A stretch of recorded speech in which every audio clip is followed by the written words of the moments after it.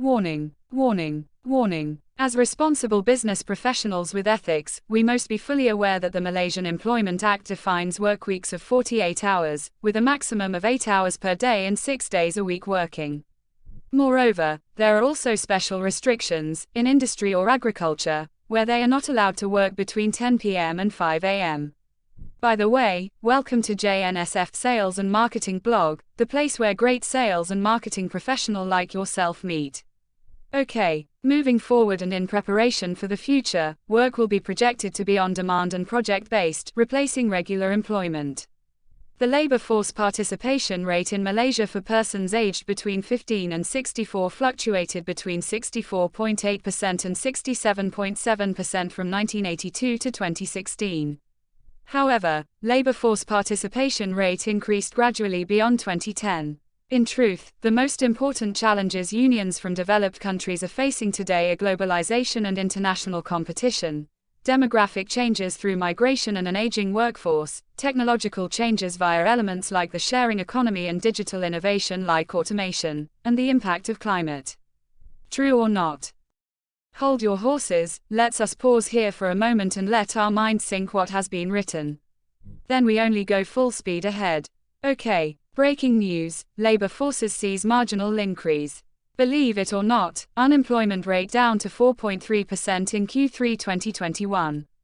Petaling Jaya, Malaysia managed to add some 0.7% or 114,000 additional people to its labor force in the fourth quarter of 2021, helped by the resumption of more businesses and activity.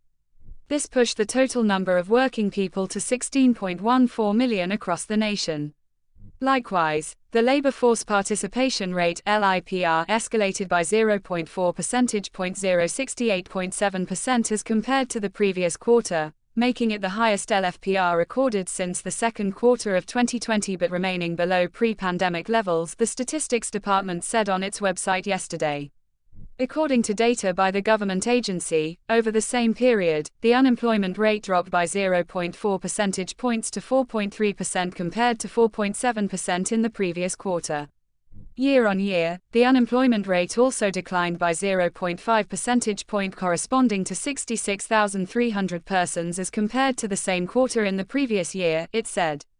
It noted that in the final quarter of 2021, most states across the country were already in Phase 4 of the National Recovery Plan (NRP), with adult vaccination rates reaching 95.5%. These transitions during the quarter led to more business and social activities resuming with longer business operating hours, including domestic and foreign tourism and creative industry activities for fully vaccinated individuals, it said.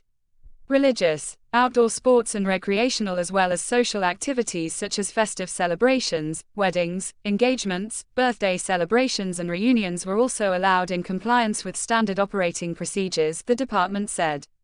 At the same time, interstate traveling was allowed effective October 11. These encouraging circumstances had stimulated some growth for the economy and labor force situation in the quarter, it said. Meanwhile, it noted that the employment-to-population ratio, which indicates the ability of an economy to create employment, recorded an increase of 0.6 percentage point to 65.7% compared with the third quarter's 65.1%. Additionally, the number of outside labor force, which refers to individuals not classified as employed or unemployed such as housewives, students, retirees, disabled persons and those not interested in looking for job decreased by 0.9 percentage point in the fourth quarter of last year. Of these, females made up more than half of the composition, accounting for 68.7% equivalent to 5.06 million persons. Extracted and modified from open printed source the 20th of February 2022. By the way, are you pleased with this week's bulletin? I hope you do. As for myself, it is very encouraging. You ask, why? These true down-to-earth reporting by the Statistics Department and assistances from the National Recovery Plan (NRP) has indeed helped to the resumption of businesses' success and social activities. Truly, we as responsible sales and marketing professionals can really alleviate Malaysia's poor economic situations. With their assistance and us, it will help permanently resolve our long-standing poor business situations. Period. P.S. Please give us a thumbs up. Also do subscribe to our channel, so you would not miss out any of our practical and useful video clips.